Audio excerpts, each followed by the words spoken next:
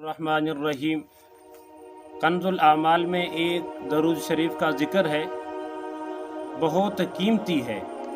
آپ بابوں سے درخواست یہ کروں گا کہ اس درود کو پڑھنے میں نہ بھولیں۔ رات دن جب بھی وقت ہو اور انسان وضو میں ہو یا بغیر وضو میں، اس درود شریف کو پڑھنا نہ بھولیں۔ دن ہو یا رات ہو، اس کا درود شریف کیا ہے کنز الاعمال میں، اس درود شریف کو میں آپ حضرات کے آگے پڑھ کر کے سناتا ہوں، آپ حضرات اس کو یاد فرما لیں۔ اور اس کی فضیلت کیا ہے؟ فضیلت یہ ہے، فرمایا کہ 70,000 فرشتے 1,000 دن تک اس کے لیے نیکیاں لکھتے رہتے ہیں۔ 70,000 فرشتے 1,000 دن تک نیکیاں لکھتے رہتے ہیں۔ یہ کوئی عام فضیلت نہیں ہے، بہت بڑی فضیلت ہے، اور انسان ایسے وظائف کو کبھی نہ بھولے۔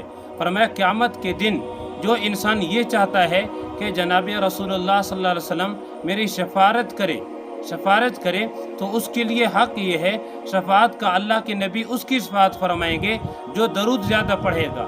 اب اتنا درود کی فضیلت اور اتنا برکت ہے، لیکن ہم لوگ پڑھنے کے لیے بھی تیار نہیں ہیں۔ اور اس میں یہ شرط نہیں ہے کہ آپ وضو میں ہو، مسجد میں ہو، نہیں، اس کا کوئی شرط نہیں ہے۔ آپ جس حالت میں ہو، وضو ہو یا بغیر وضو میں ہو، تب بھی انسان پڑھ سکتا ہے، اس کی کوئی منع نہیں۔ جتنا انسان پاک کر کے پڑھتا ہے، اتنا اللہ کے ہاں برکت زیادہ ہے، لیکن اس درود کے ثواب اور اجر میں کوئی کمی نہیں ہوتی۔ تو وہ درود کیا ہے؟ درود جزا اللہ ان محمدم بما هو اہلہ۔ دوسری میں روایت میں ہے جزا اللہ ان محمدم ما هو اہلہ۔ جب انسان یہ درود پڑھے، اب درود پڑھنے سے، ایک بار پڑھنے سے، یعنی ایک مرتبہ آپ نے پڑھ لیا تو اس کے لیے 70,000 فرشتے 1,000 دن تک نیکیاں لکھتے رہتے ہیں۔ وہ درود آپ حضرات بھی یاد فرما لیں، جزا اللہ ان محمدم ما هو اہلہ، یعنی اس کو لازمی پڑھیں، اپنے اوپر ایسے سمجھیں جس طرح ہم نے نماز فرض سمجھا ہے، کیونکہ ایسے برکات والے درود، ایسے برکات والے چیزوں کو انسان ہم دل لگا کے پڑھیں، تاکہ ہمارے لیے قیامت کے دن اللہ کے نبی ہمارے لیے شفاعت کرے۔ جب اللہ کے نبی شفاعت فرمائیں گے تو اس کے لیے جنت ہی جنت ہے۔ تو اس لیے آپ حضرات بھی یہ درود لازمی پڑھیں۔ اتنا برکت، اتنا شان والا کہ ایک مرتبہ پڑھنے سے اتنا اجر و ثواب، انسان اگر 200 بار پڑھے، 100 بار پڑھے، جتنا انسان ہو سکتا ہے اس کو زیادہ پڑھے۔ انسان دل لگائے اعمال سے دل لگاتا ہے، اس کا دل جا کر اللہ سے ملتا ہے۔